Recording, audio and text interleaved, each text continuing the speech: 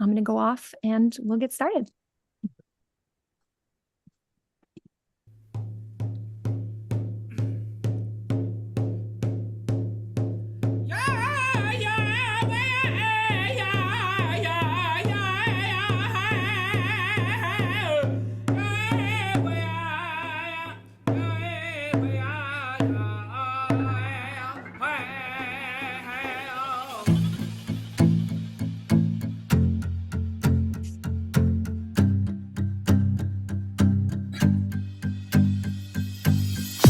Keep the always that we've always had. It still lives inside. This is a place where we love the land. Let's work to show our pride. Keep us safe, keep us free, like it used to be. Don't wanna be tied down. We find love where we're from and beat against the drums. It's a beautiful sound. From the ground up, we'll find the path home. Feel pulled by the sun, wish I can go. We learn from the past, now we can grow. We're promised a chance that the plans show. Go big, go far, there are no limits. I wanna see change, so my soul lives it. They cut down the trees, while we blow kisses. Defend our home while they dismiss us.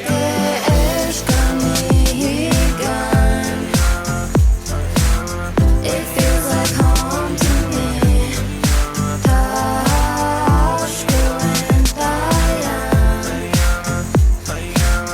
It feels like home to me.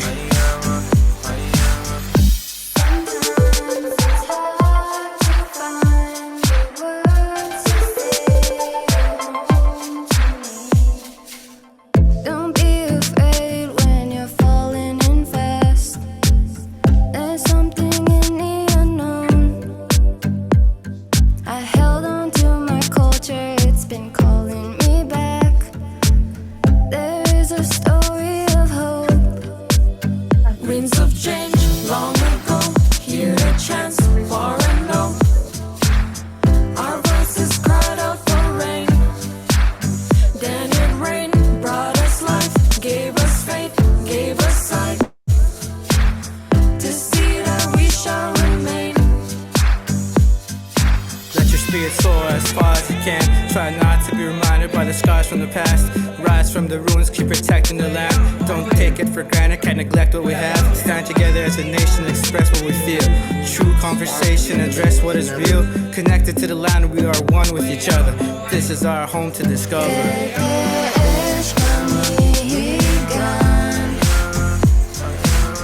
It feels like home to me.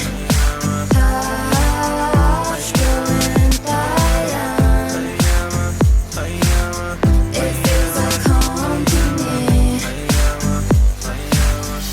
Sometimes it's hard to find the words to say you're home to me.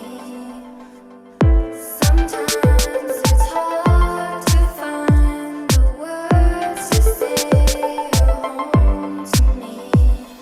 Gotta stay on point like the fastest arrow. Bring hope to the people of grassy narrows. One piece in the land, can't go back to battles. It's fire in action, casting shadows. From old to the new, let us show you the truth. Light up the path, there's a glow in the youth. Boost you to the world, this is where we live. So let the journey begin. It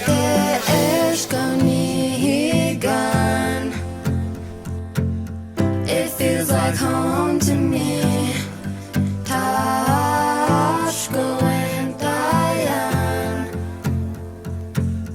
It feels like home to me. It feels like home to me.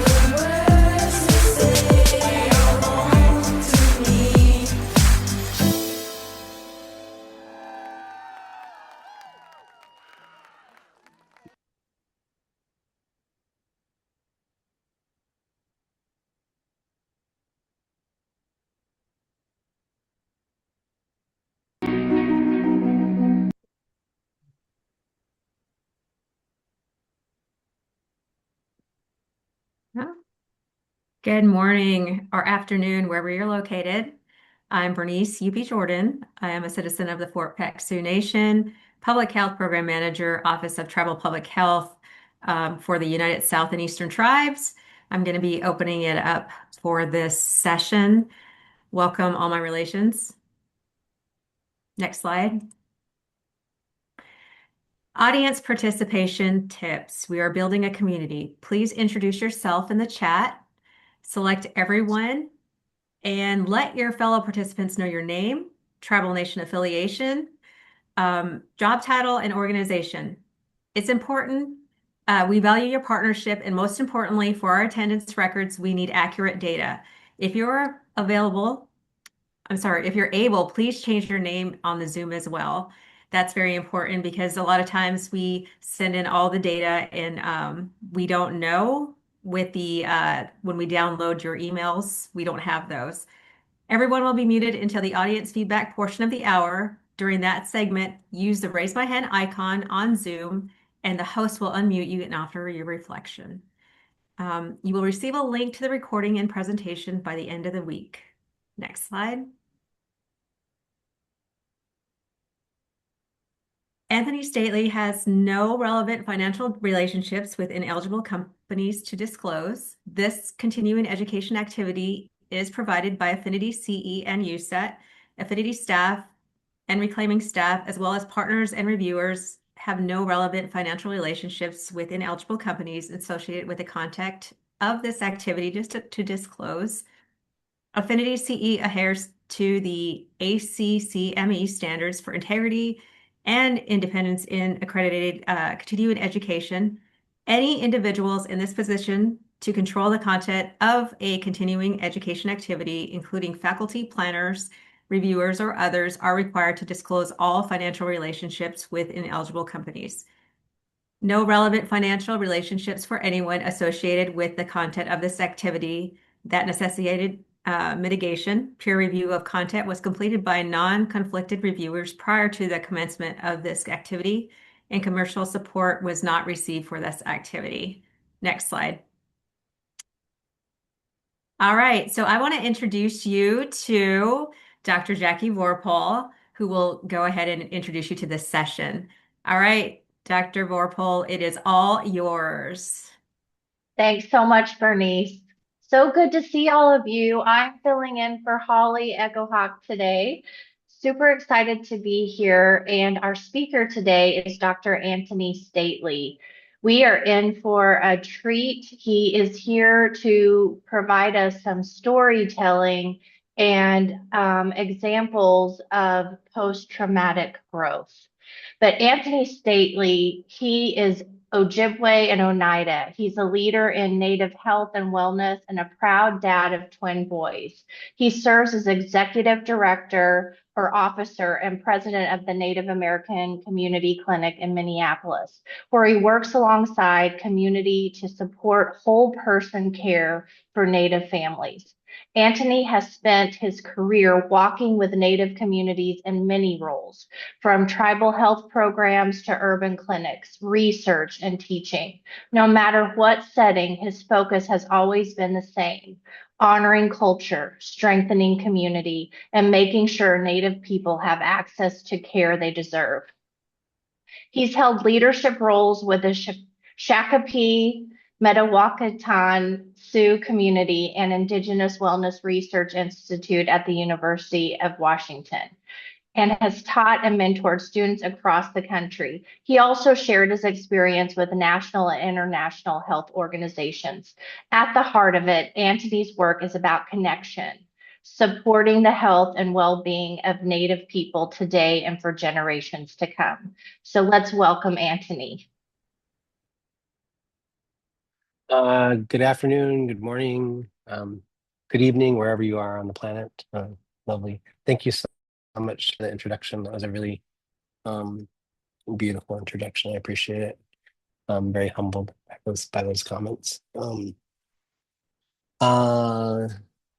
So am I gonna be in charge of the slide deck or I can do it for you, Anthony. yeah, I'll just say next slide when No I'm ready. worries. Okay. All right, so this is me. Native American Community Clinic is where I work. Been there for 10 years. And uh, and one of the things I wanted to just really quickly say about that particularly is I was born and raised in South Minneapolis, which is where we are located. So I'm an urban Indian, born and raised, and I'm done a preponderance of my work within urban Indian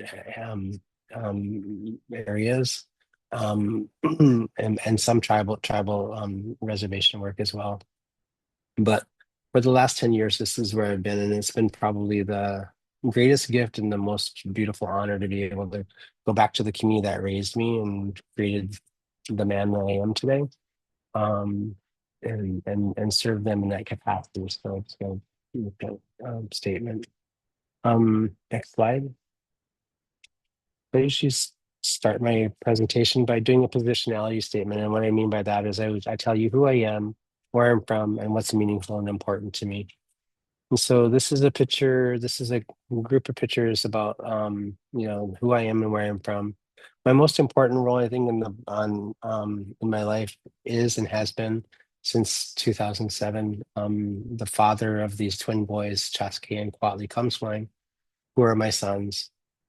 Um, we adopted these boys, my partner and I adopted these boys from birth from his first cousin, who was 19 years old, I believe, at the time that she got pregnant, and she already had two children that she was not able to take care of.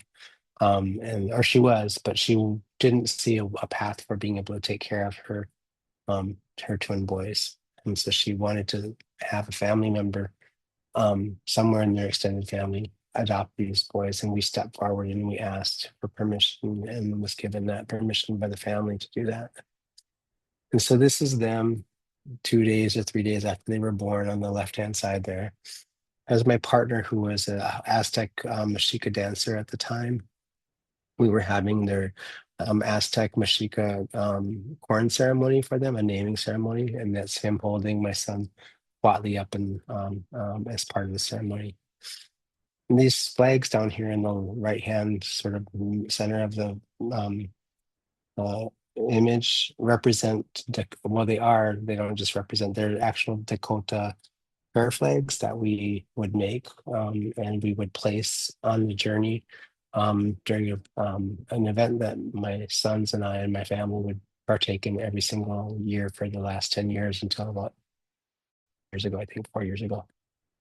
In Minnesota, there was a US Dakota War that really changed the landscape of the place for Dakota people. They were exiled from the state.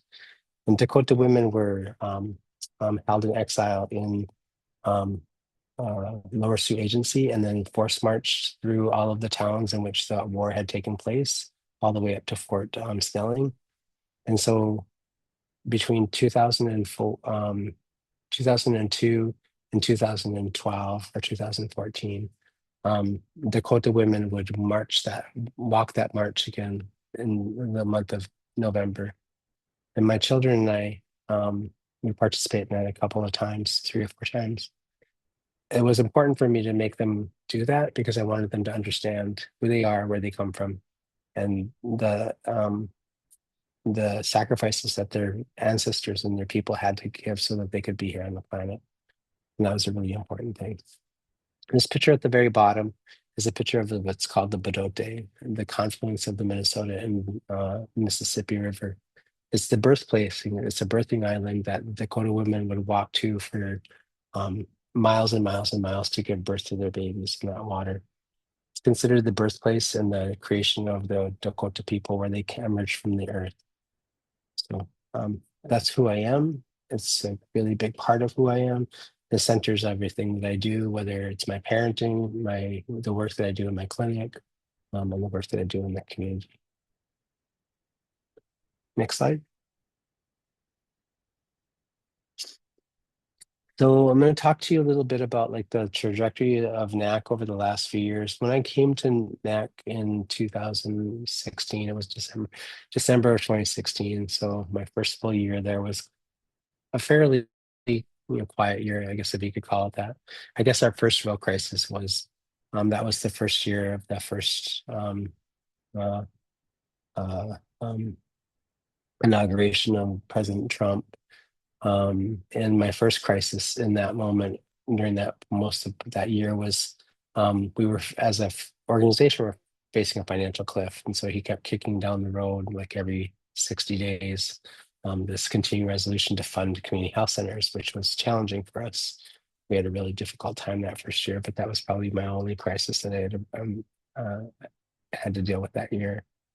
The second year that we were um, in, that I was in office or that I was in my role was our first real big crisis, I think.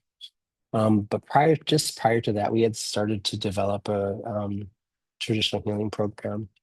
I reached out to a woman that I knew in the community that I had seen do spiritual and ceremonial practices in other spaces.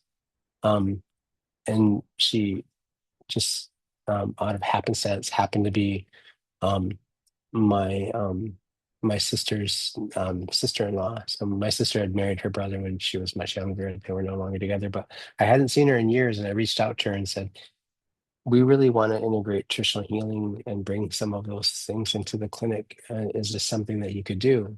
And she said, sure. And I said, okay, I don't have a lot of money to pay you. I don't actually even have any money actually right now, but I'll find some.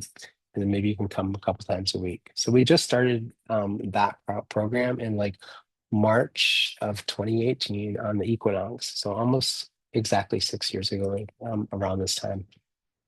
So we started that program very humbly. Just she would come in and she would, offer smudging and spiritual care services to patients in the clinic that wanted those things. A lot, majority of them were within behavioral health, but some of them came from our medical department as well.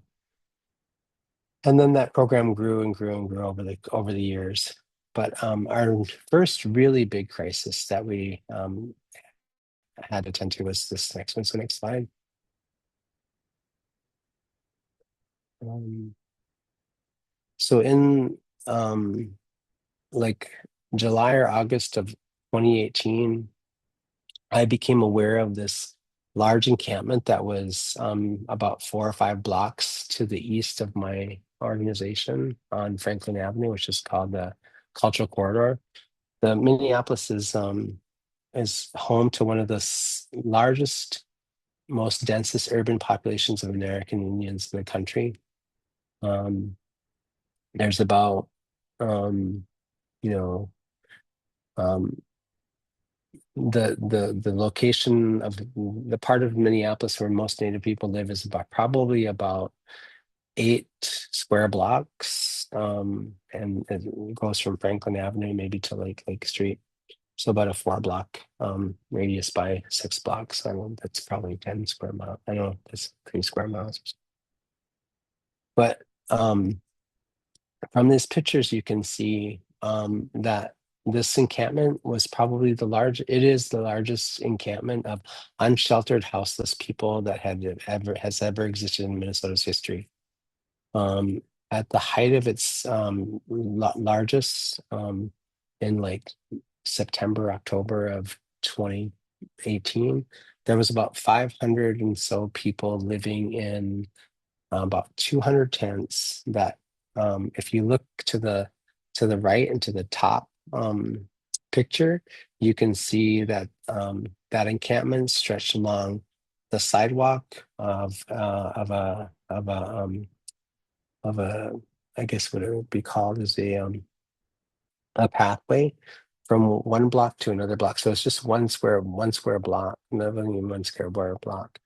So, and it would buttress the highway on the left, Hiawatha Avenue, which is now actually Highway 55.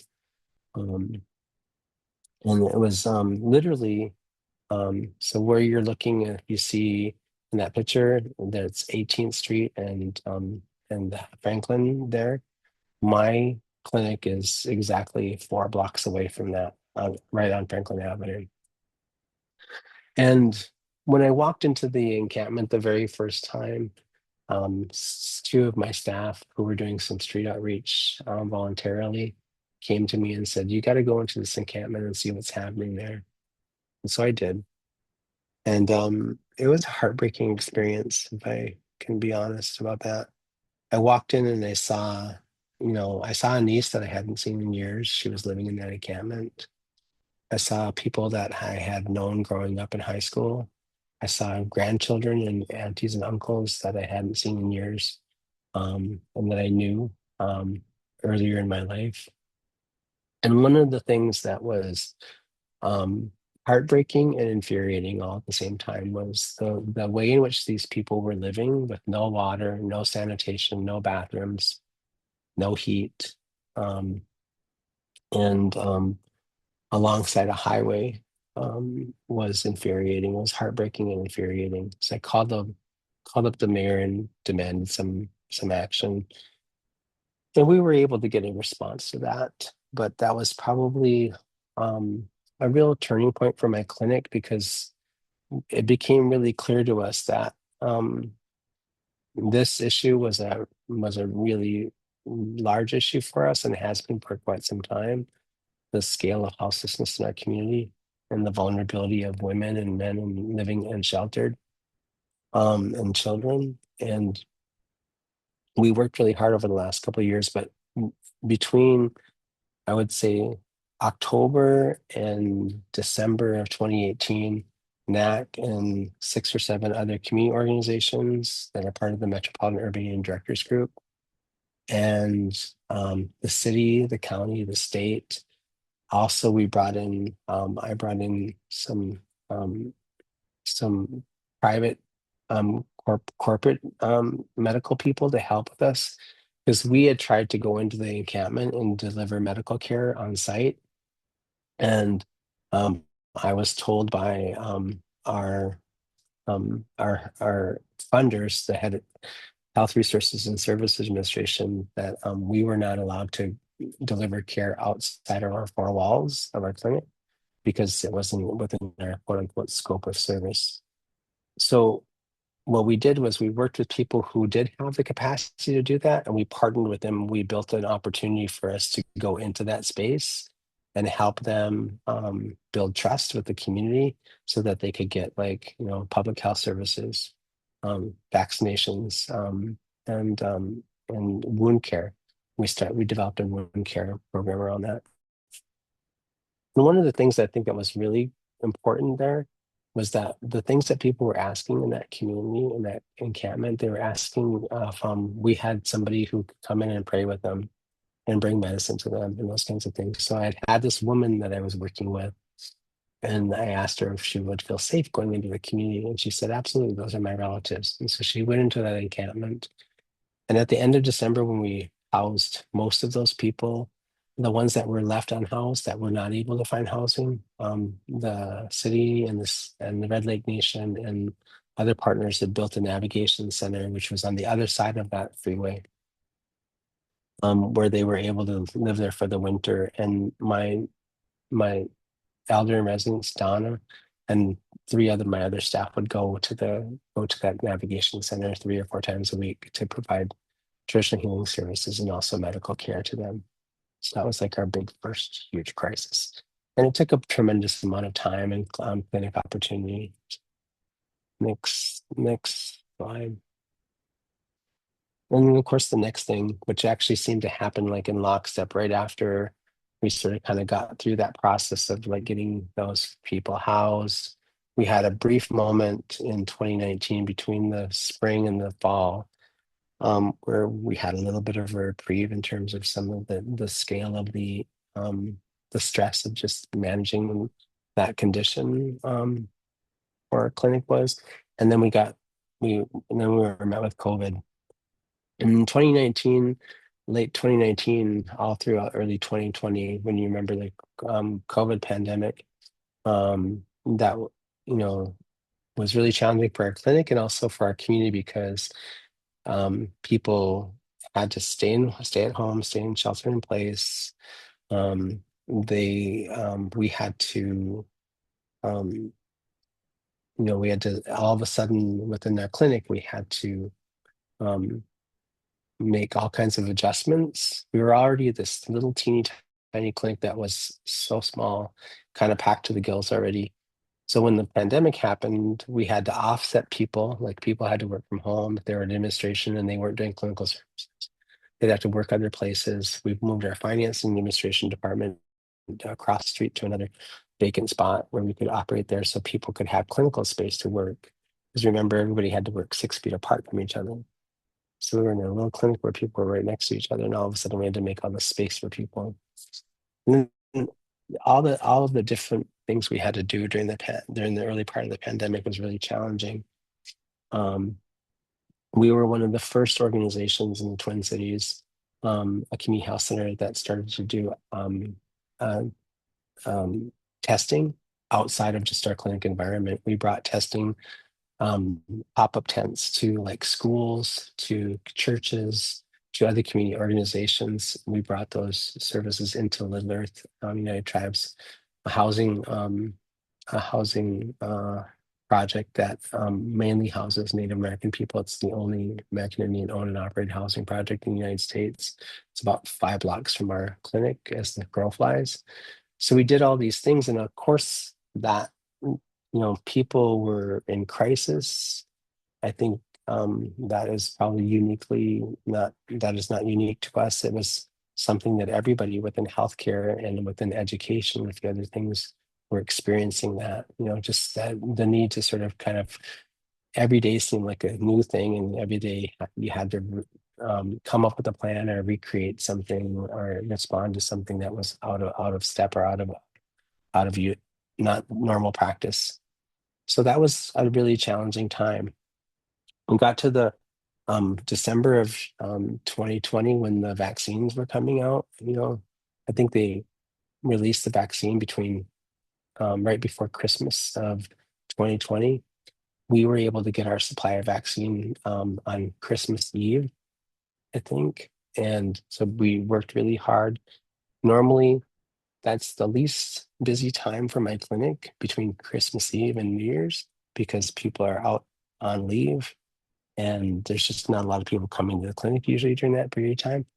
So we had to pivot and figure out how to vaccinate and provide vaccines to our community between Christmas Eve and New Year's, and do that as quickly and as robustly as we possibly could.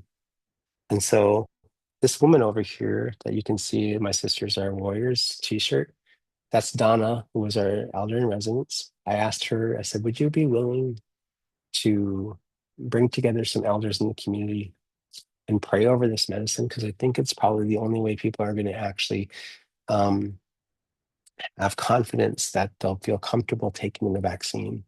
So let's pray over this medicine and ask this medicine to help us and not harm us. And I don't even remember where I got that idea from. I think I heard it somewhere, or like, I don't know. I actually honestly do not remember. And so we did that. We brought these people together and stuff like that. And there's her and a bunch of other elders, including Clyde Belcourt, who was on our board of directors at the time, allowed us to take their pictures and actually use that as social media influence to try and encourage elders and other people in the community to come in and get vaccinated. But for the next year, that's what we spent a preponderance of our time on, is just vaccinating the community and getting them to sort of trust that this is a process that was helpful. At the same time, our traditional healing program was doing things like delivering traditional medicines, tinctures, teas, tonics, things like that would help people with their respiratory health.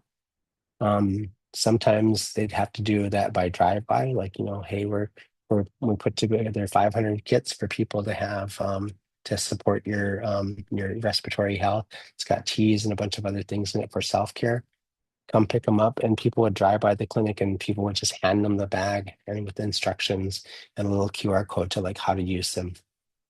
And we did that for a good year and a half after the first wave of the pandemic. Next slide. And then the big crisis that we had was at the same time. May of 2020, Memorial Day, was the murder of George Floyd. And the George Floyd murder, where he was shot and killed, was probably 8 blocks or 9 blocks north of us, or south of us, I guess, south of where our clinic is. So right within our neighborhood.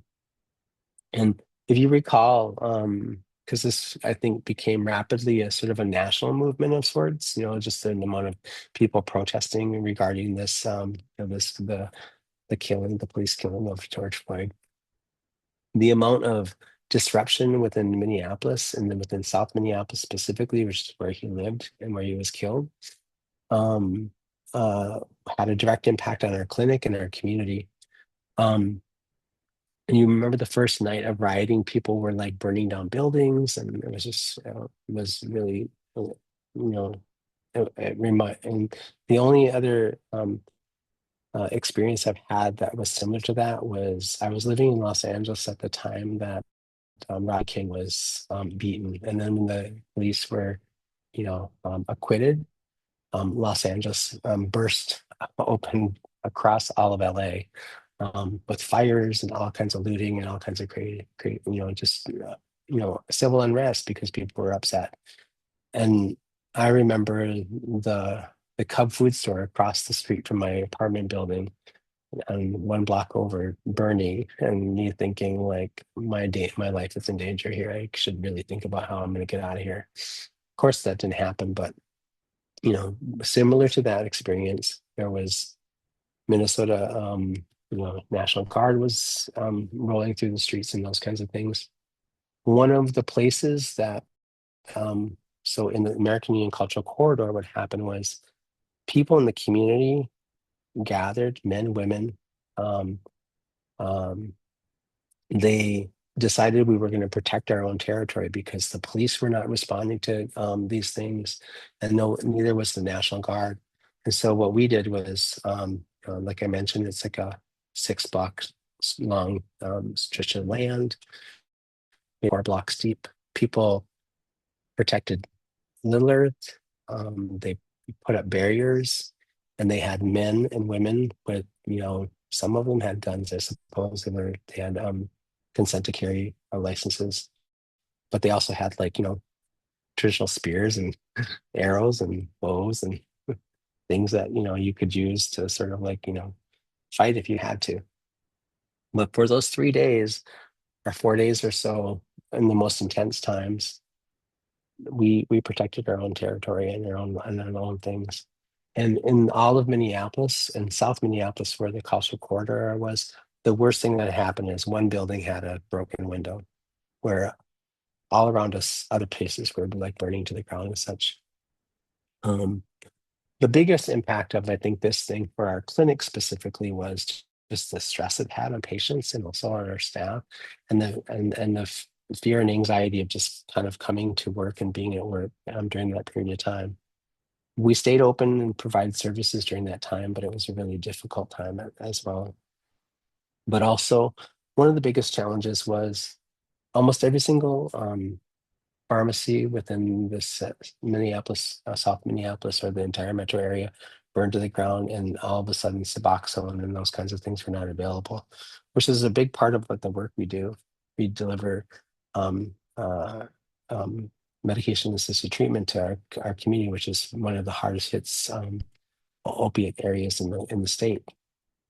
And for a good week or two, because of the impact that it had on pharmacies, we had to pivot and find other ways to sort of get access to those medicines and have them available to our patients. And that was a big stress bug at time in our existence, in our practice, those 3 or 4 months following the George Floyd murder. Next slide. And then, of course, our most recent crisis was not too recent, not too long ago. It was just 3 months ago.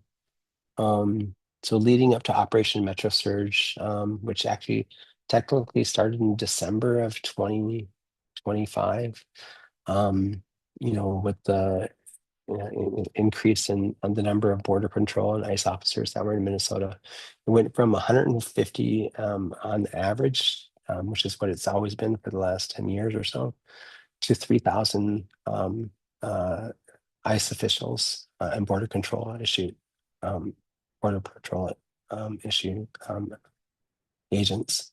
which is a significant increase. It's like about 300% increase in the number of agents, which was just really, really shocking and really unsettling to the entire area. In South Minneapolis, where our clinic is, Renee Good, who was killed on January 7th, she was killed maybe about another, similarly to, because it's really close to where George Floyd was killed. She was about 8 or 9 blocks away from us as well. So within like a short walk from us. So that impact had that event had a huge impact on all of the South Minneapolis community. And we had um, we had a number of folks within the community that were really impacted by that. Um, the the scale of the surge seemed to sort of escalate after that with the protests and a few other things, and we started seeing so much more significant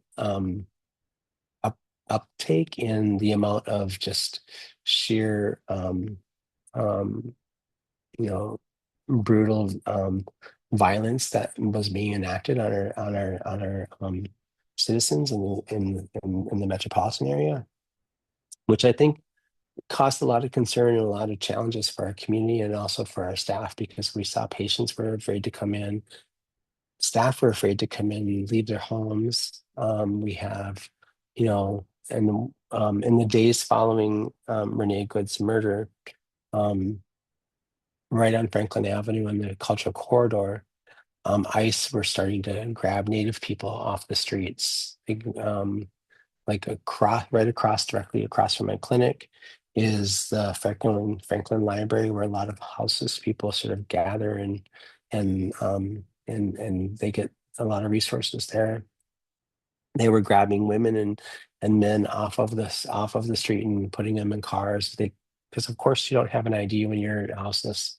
There's a lot of other things you don't have. So these people were being um,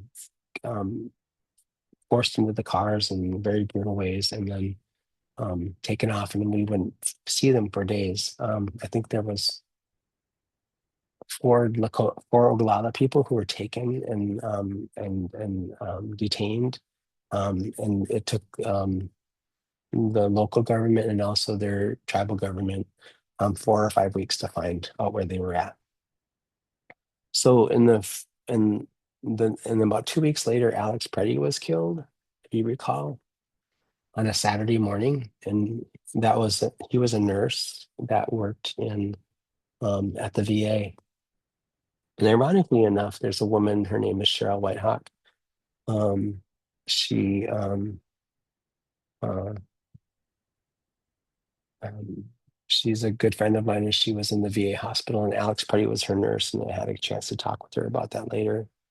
But this was probably one of the most challenging experiences that our clinic had for a while, because it was such a horrific event. I mean, I think nobody can ever get used to really seeing like those images of people being, manhandled, brutalized, beaten, shot and killed. And you're not seeing that necessarily on the news later. You're seeing it in real time, because people are videoing it on their phone and they're live streaming it to Facebook and those kinds of things. So the scale of trauma for folks in the community, I think, was pretty um,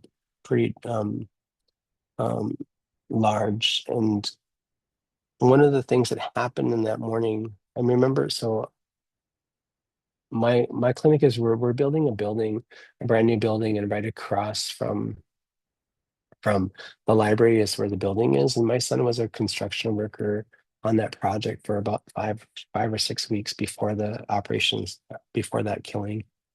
And one of the things that was really telling to me was that I remember him coming coming to my office on that Friday after Renee Good was killed, and telling me, like, I don't feel safe going to work anymore. I'm anxious, and I don't want to get grabbed, because then you might not be able to find me.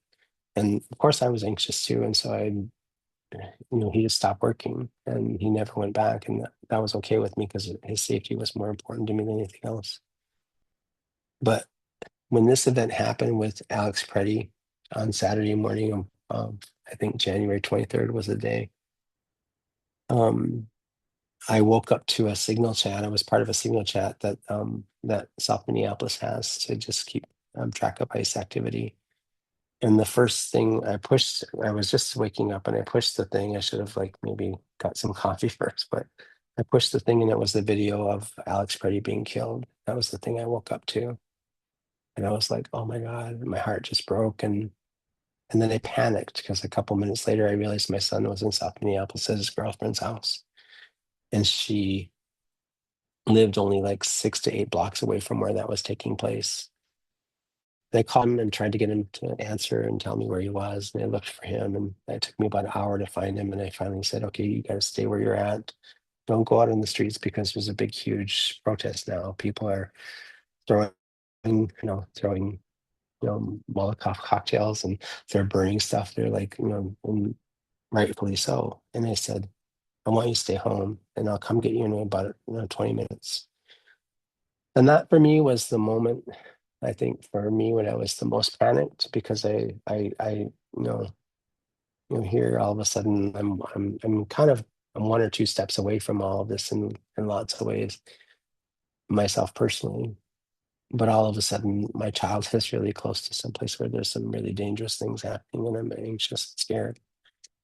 And then I went and got my son. I came home that night, and I said, and I just couldn't get comfortable. I was really like fixated and kept ruminating about Alex Preddy's murder. I kept watching the video, which is probably not a healthy thing to do, and I was crying and I was like, I don't know how I'm going to ask my staff to come to work on Monday. Like he's a medical person, and he's a nurse. He takes care of people. He saves lives, and they murdered him.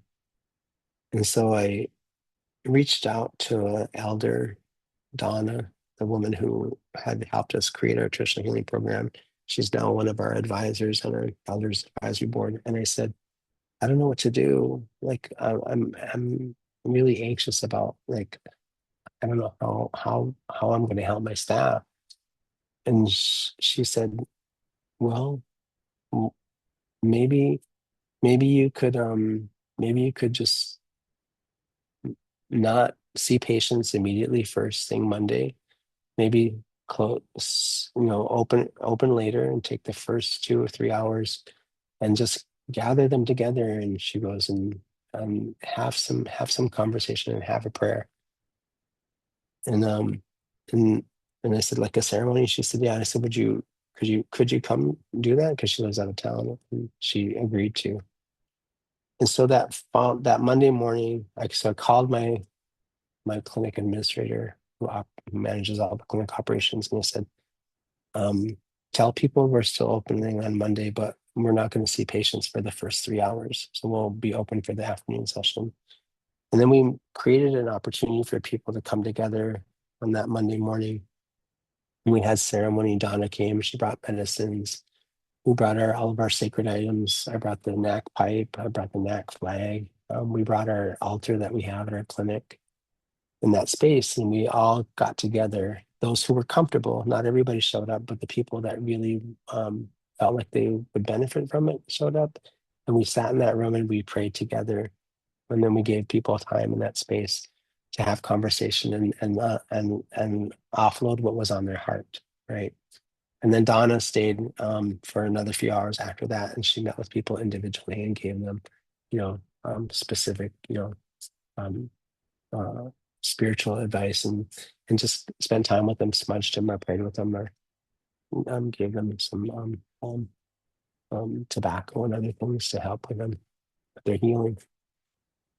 And that was a really important part, I think, of making the next, of kind of getting over that really, really difficult, heartbreaking hump of that murder, and feeling somewhat. I don't think we felt ever. I don't think we'll ever feel normal again. And by normal, I mean like I don't think anybody can ever go back and act like it didn't happen. So what we've tried to do within our clinic is we've tried our best to sort of support our patients. We put a lot of our time and a lot of effort into taking care of our patients and taking care of the community. Like when ICE first started, we gave them like information on your rights, who to call, make sure you have all these documents in place and all these things on you. We gave them all these strategies for taking care of themselves, and we paid less attention to taking care of ourselves. And so this was a step in this direction of being able to do some of this work. And I think one of the reasons we were more successful in this type of activity was back in November, before literally a month before the ice surge. We had a retreat where we closed the clinic for a day. Everybody came to the retreat. It was kind of like a requirement. If you didn't come to the retreat, you would have to take BTO. So I think only 2 people didn't come. But out of 150 staff, that's pretty good. So the preponderance of people came to that retreat. It was we worked with the Indigenous Wellness Consultant, organizational psychologist, who helped us to create this retreat where people would spend. They would go to 4 different workshops. They would rotate through them that were sort of based on the medicine wheel.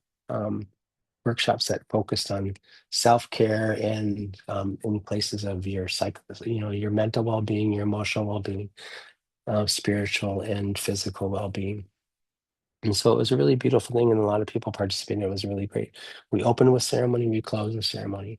So what we're starting to cultivate in our clinic is this practice and this sort of typical um, way of being in the community, which is and also in our clinic, which is we lead with prayer and we lead with ceremony. In our most difficult times and our most challenging of moments, when our hearts are on the ground, this is exactly what Creator gave us these medicines for, which is to help one another and to be in collective prayer together. The most powerful healing that you can have is when you're together praying together collectively.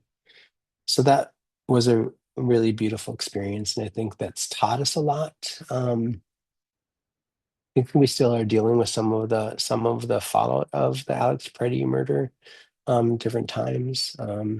ICE has significantly reduced its footprint in Minnesota. 3,000 ICE agents down to I think like 600. But people are still lying on edge and those kinds of things. And one of the things we try to do is we try to make that as easy of a road as possible. Within the clinic environment, we started these prayer circles. There was a young woman who works in our traditional healing program. She said, I think we should be offering prayer every single day. When people can come if they want to, they don't have to come. But if we offer it, then they have a space and place where they can take 5 or 10 minutes out of their day to come and be in ceremony with one another. And so we've been doing that for the last 6 weeks or so, and it's working really well.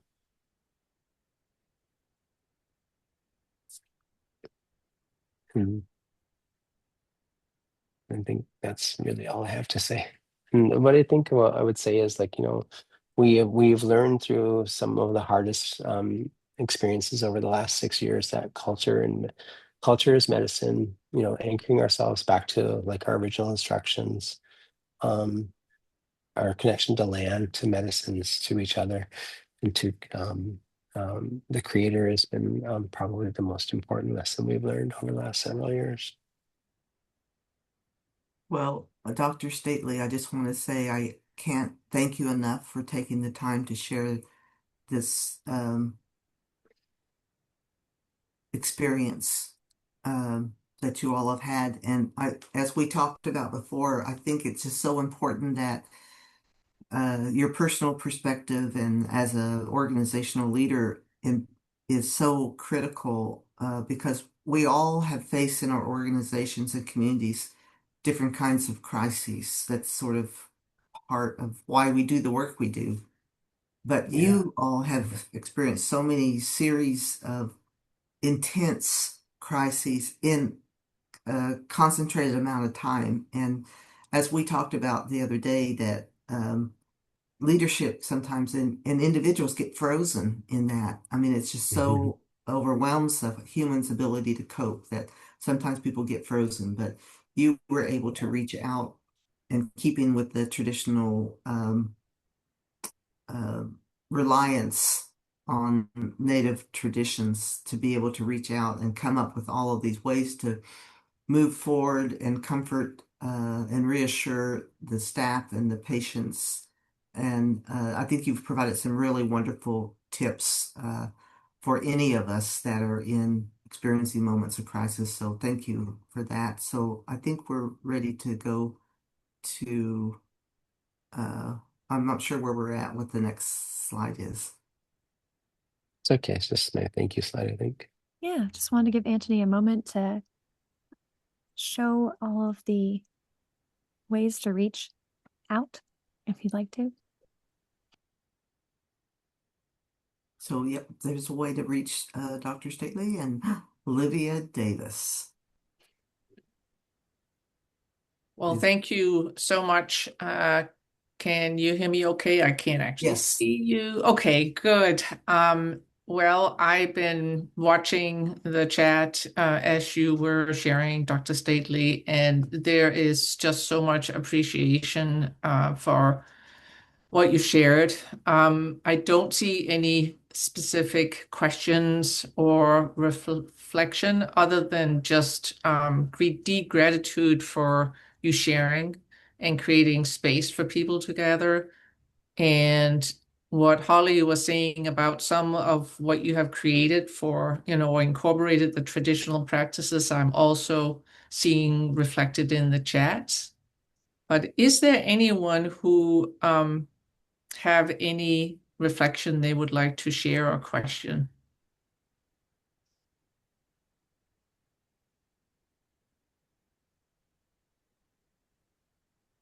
And that's okay too. It was such a powerful sharing, but I just want to make sure we give you an opportunity.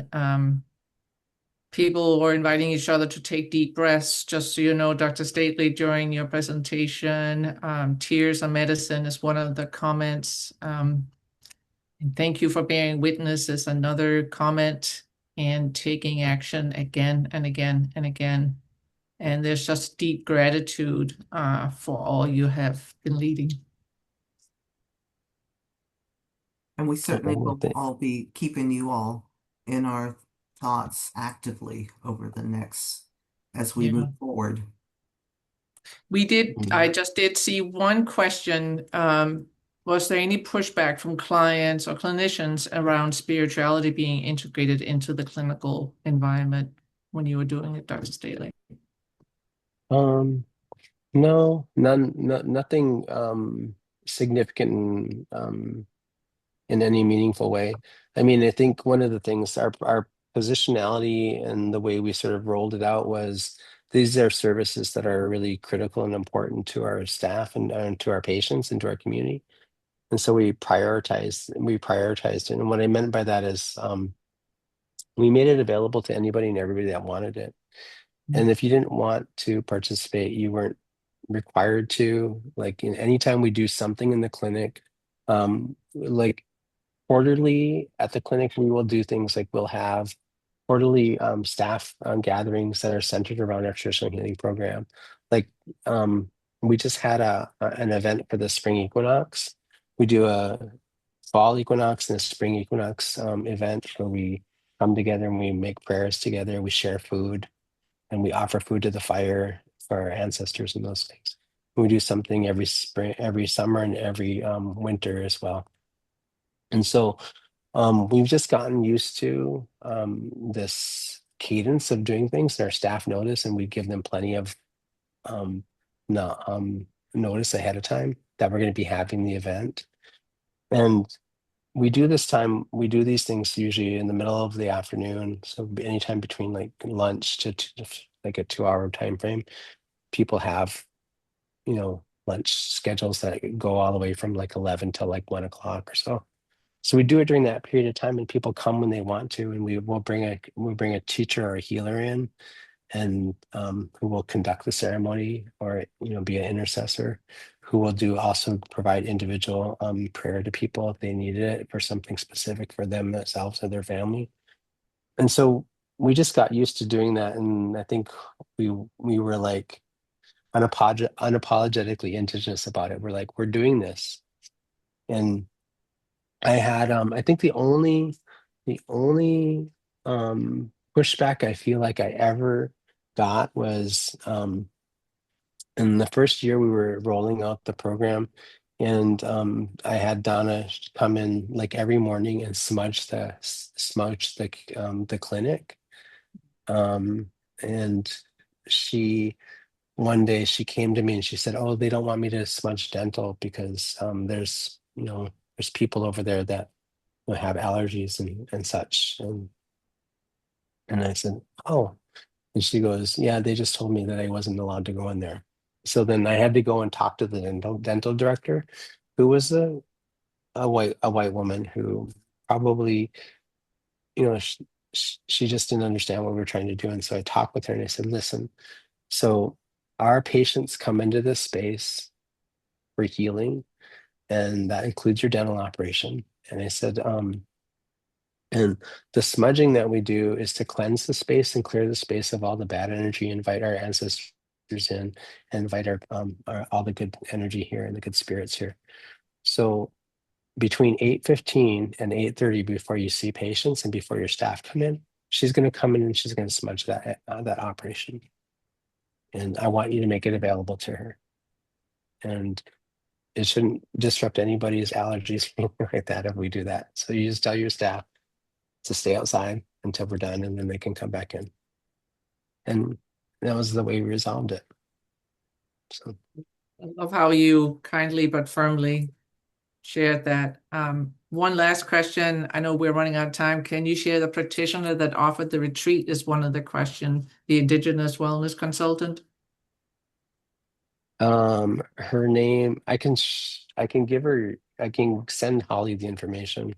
Her name is Dr. Jennifer Waltman. She her organization, I think her LLC is Works Well, WORKWELLS, Works Well. Yeah, she's a consulting psychologist or organizational psychologist. In all transparency, she was my mentee when I trained her when she was in her first year of graduate school. So she'll just so that you know that I have a personal connection with her. But one of the things I was going to say about the other thing that was challenging. So we recently started delivering spiritual care services to people who are unsheltered and living under bridges. And one of the reasons we did that was because we heard from our unsheltered relatives that they felt uncomfortable coming to our community ceremonies. We do 2 community ceremonies a month that NAC sponsors. A cedar ceremony, which is a wiping down, similar to a Lakota wiping of the tear ceremony. It's an Ojibwe ceremony though. And it's a cleansing ceremony. We do that collectively. The last ceremony I was at, which was last month, had about 150 people at it. So these ceremonies go well into midnight, 1 o'clock in the morning sometimes. And then the other one is a full moon ceremony for women and women's healing and their health and healing. And we do that with the Mennonite tribes. But unsheltered people are people who are living homeless, who are struggling with oftentimes addiction and a few other issues, mental health issues. They've told us they were feeling uncomfortable stepping into that space. So one of my staff said, "I think we should bring ceremony to them." She said, "If they can't come to where we're at and can't come to where we're holding ceremony, and you don't feel comfortable stepping into that space, we can be good relatives and bring that medicine to them." And so we started that process a month or 2 ago, and we're still refining that process. But there were people in the community that challenged my decision on that, and they also challenged my like, "You shouldn't be doing that. You're not supposed to," and I was like, and my comment to them, I think, and I'll be fully transparent here, it's just the way that I was raised, and I think it's also who taught me and informed me, is that these medicines were given to us to heal our hearts and to heal our wounds and to make us strong and well. And when would you not need medicine um, more more robustly than when your heart is on the ground and you're in your most desperate state? Like, why would creator not want us to have that medicine? And so that's the operating principle I function by. And so I was just like, I said really kindly to the elder that was kind of chastising me, and I said, I appreciate your feedback, but this is what I think, and this is how I believe, and this is how I was taught to do things. So Thank I you. appreciate your feedback, but we're going to do it anyway. I love that. I know there's a couple, I know one other question, Lori and Sandy, I see it. We'll try to get that to Dr. Stately in a different way. I know I need to turn it over to you, Jackie, I believe, or Bernice.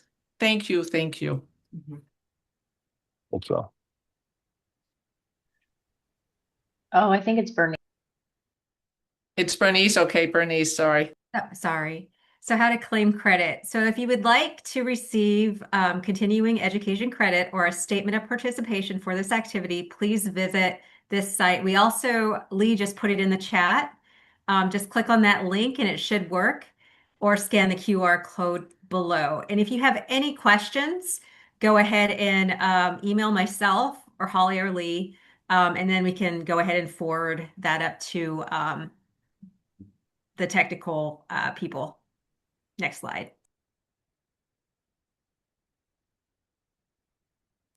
And Holly, do you want to say this one? So next month, we're starting a 3-month series on Native youth brilliance. So we've got some exciting things lined up. So we're looking forward to seeing you next month, same time, same place. April 28th is a specific date, always the fourth Tuesday of the month. And you'll get a reminder, and we'll look forward to seeing you then. And then, so for the closing, is there one more slide, or is that it? Of course, we want you to have a native brilliant day always. But we're going to close. We have one more video, and Dr. Stately, if you can stay a few minutes, Dr. Stately is going to close with a video from the Native American Community Clinic on men's wellness and another example of how Native tradition is just what the doctor ordered. So I'll turn it over to Dr. Stately. And it's funny, is that fun? Just what the doctor Yes. ordered. This men's camp actually was grown out of some work that we were doing with men, and it really started from a conversation I had with a young man who, when the communities came to me one day and just said like, "Hey, I don't know." We were having a conversation, and just in the middle of the conversation, he said, "I don't really know where I belong and how I can find this place where I belong in the community." He goes, "I feel really disconnected from things, and all the programming that we have and stuff like that is for women." And so I said, well, I went back and I talked to this colleague of mine, and I said, we need to do something for the men. I thought I had what I thought was a brilliant idea. I was like, we should do a men's modern day men's warrior campaign, and have men who are like doing really well like talk about how they got there. And she was like, that's a bunch of BS. She was that might be kind of cool. She goes, but if you really want to have impact, let's do this.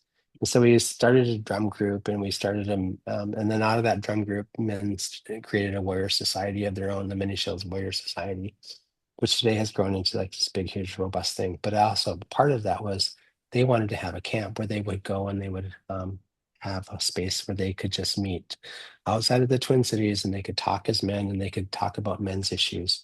And they didn't want to have to be in any other space where they could just kind of like reconnect with who they were. And so we did that. We created our first men's camp, and this is a video of that. It's a good place. I really love it here.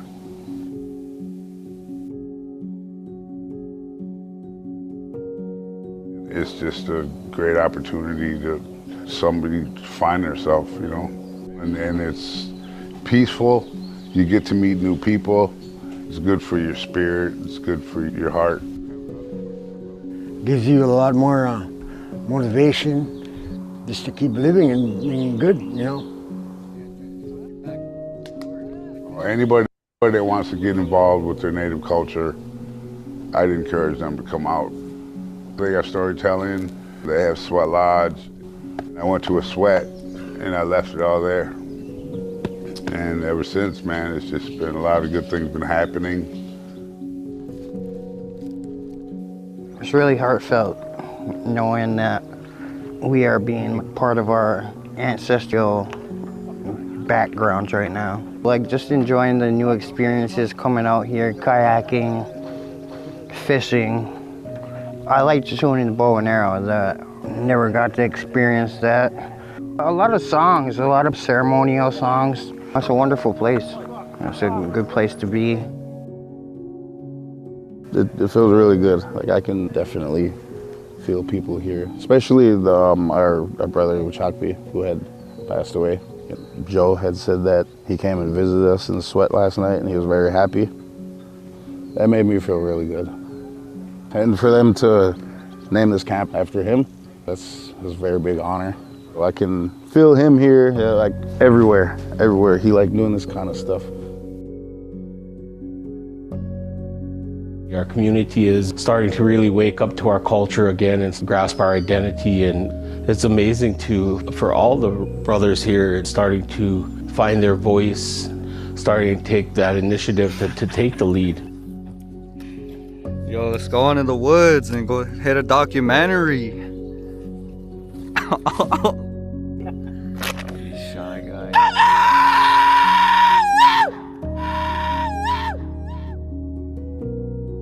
There's close to nothing better than that in the world, to share stuff with your people and getting stuff shared with you, you know, taking on knowledge, because everybody can share something with everybody.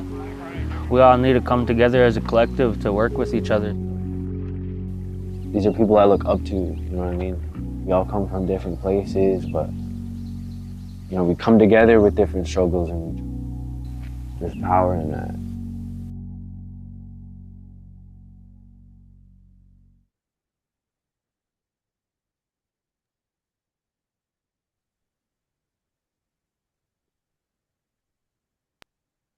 Thank you all for joining. Thank you, Dr. Stately, for presenting to us today. And we will see you next month for our Native Youth Brilliance. Thank you. Blessings, everyone. Thank you, Amen. Thank you. Bye, everybody.